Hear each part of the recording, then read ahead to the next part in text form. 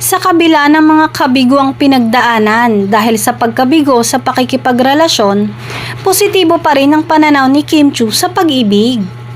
Inihayag niyang hindi siya nagsasarado ng pinto na magmahal muli at pumasok sa panibagong relasyon.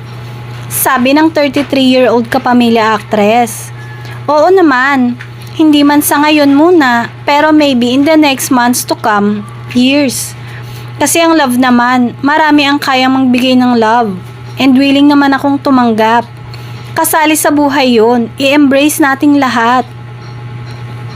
Never stop loving kasi love naman comes in all forms. Friendship, love with your work, everything. Basta never stop loving. Nauwi sa breakup ang 12 taong relasyon nila ni Sian Lim bago nagtapos ang taong 2023. Si Sian ang second boyfriend niya. Ang first boyfriend niyang si Gerald Anderson ay 4 na taon niyang nakarelasyon at nauwi ito sa hiwalayan noong mid-2010. Wala naman daw siyang pinagsisihan pagdating sa pakikipagrelasyon kahit pa nasaktan siya rito.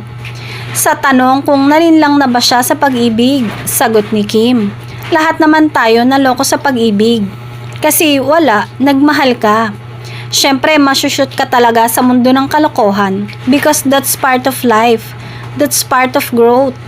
Embrace the pain and learn something from that experience and you're good to go. Lahat naman ng experience about love, about life, wala akong pinagsisihan. That's part of life and I'm thankful. Sinabi ito ni Kim sa press con proper ng Linlang na ginanap sa Dolphy Theater ng ABS-CBN noong January 15, 2024. Sa kabilang banda, inuugnay si Kim sa Linlang leading man na si Paula Avellino dahil nagkahulugan umano ng loob ang dalawa nang magkatrabaho sa serye. Tikom ang bibig ni na Paula at Kim sa issue at hindi rin sila direktang natanong tungkol dito noong press con. Nagsimula ngang umere ang Linlang sa Kapamilya Channel, A to Z at TV5 noong January 22. Pero nauna itong umere at natapos sa Prime Video noong huling bahagi ng 2023. Tinangkilik ng husto ang serye dahil sa intense na kwento at mapangahas na roles doon ni na Kim, Paula Avellino, JM De Guzman at Kyle Estrada.